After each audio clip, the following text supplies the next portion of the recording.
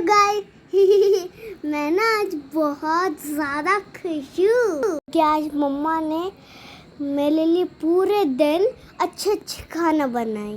मैंने ना इधर राखी भी बांधी है मेरे में, पैसे भी मिला मुझको 100 और 200।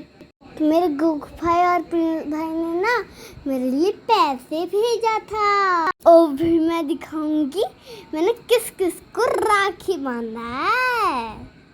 तो बहुत अच्छा दिन था मेरे लिए। ये है साई आघड़ा ऐसा, ये मोठो छुट्टा, ये बहुत अच्छा बेबी है। आघड़ा बालेश्वर, ये है शिवाय, ये शिवाय का छोटा भाई है। ने दोनों को राखी बांधा, सबने मेरे को पैसे दिया।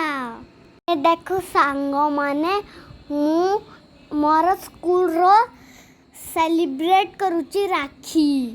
ଆଉ ଏଟା ଗୋଟେ लड़का एटा ताको राखी बांधुची। मोर भाई आसीनी ना स्कूल रो फ्रेंड को राखी बांधे और सब को राखी बांधी। बाय।